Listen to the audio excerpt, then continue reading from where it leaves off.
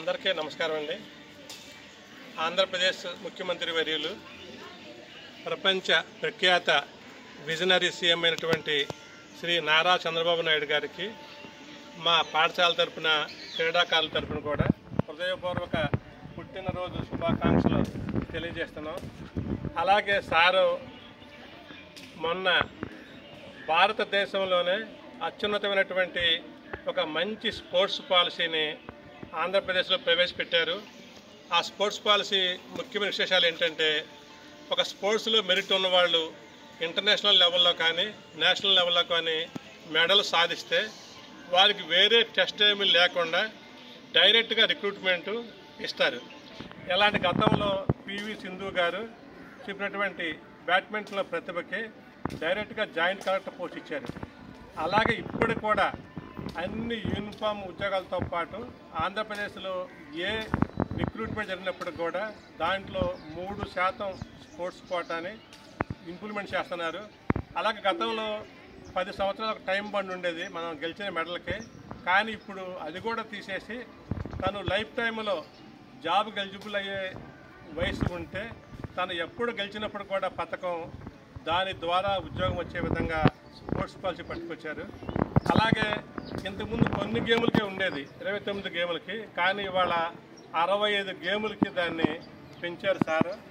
అంతేకాకుండా ఈ గేమ్స్లో డబ్బులలో ఆడే గేములు లేకపోతే సిటీలో ఆడే గేములే కాకుండా ఒక మారుమూల ప్రాంతంలో ఒక పేద క్రీడాకారుడు చిన్న గ్రౌండ్లో ఆడే టెన్నికాయిట్ గేమ్ను కూడా ఈ స్పోర్ట్స్ కోటాలు కలిపారు. అలాగే సెపక్ తక్రా లాంటి స్మాల్ ఏరియా గేములు కూడా ఈ స్పోర్ట్స్ కోటా కలవడం వల్ల అనేక మంది పేద క్రీడాకారులు ఇవాళ అత్యున్నత స్థాయి జాబులు సంపాదించేటువంటి అవకాశాన్ని చంద్రబాబు నాయుడు గారు మా అందరికీ మా పిల్లలందరూ కలగజేశారు. అందుకు మేమందరం కూడా సార్కి హృదయపూర్వకంగా కృతజ్ఞతలు తెలియజేస్తున్నాం. అలాగే ఇంత మంచి స్పోర్ట్స్ పాలసీని మా క్రీడాకారులు ఇచ్చినందుకు సీఎం చంద్రబాబు నాయుడు గారికి, అలాగే డిప్యూటీ సీఎం శ్రీ పవన్ కళ్యాణ్ గారికి, రాష్ట్ర స్పోర్ట్స్ మినిస్టర్ శ్రీ రాంప్రసాద్ రెడ్డి గారు, అలాగే young and dynamic SAAP chairman Shri Ravinaidu గారికి మా క్రీడాకారుల అందరి తరఫున కూడా హృదయపూర్వకమైనటువంటి కృతజ్ఞతలు తెలియజేస్తున్నాము.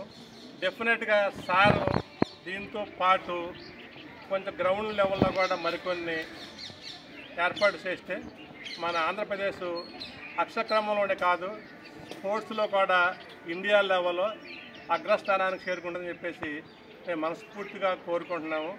అలాగే ఇదే సందర్భంలో మన ఐటీ మరియు మానవ వనరుల శాఖ మంత్రి అయినటువంటి శ్రీ లోకేష్ గారికి చిన్న విజ్ఞప్తి చేస్తున్నామండి.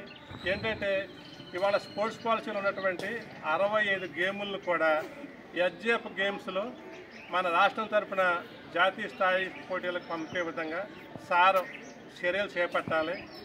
అలాగే ఈ 65 గేములు కూడా ఇప్పుడు మా లాస్ట్ ఇయర్ 13 జిల్లాలకు పరిమితం చేశారు ఎస్జేఎఫ్ గేమ్స్. అలా కాకుండా 26 జిల్లాల నుంచి కూడా పోటీలకు వచ్చే విధంగా, అంటే ఈ ఎస్జేఎఫ్ పోటీలని 13 జిల్లాల నుంచి 26 జిల్లాలకి విస్తరించాలని చెప్పేసి నేను మనస్ఫూర్తిగా మా అందరి క్రీడాకారుల తరఫున కోరుకుంటున్నాను.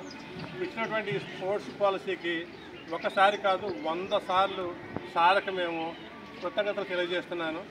ఇది 100% కూడా గ్రౌండ్ లెవెల్లో ఇంప్లిమెంట్ అవ్వాలని చెప్పేసి మా పిల్లలందరి తరఫున నేను మనస్ఫూర్తిగా కోరుకుంటున్నాను. Thank you sir.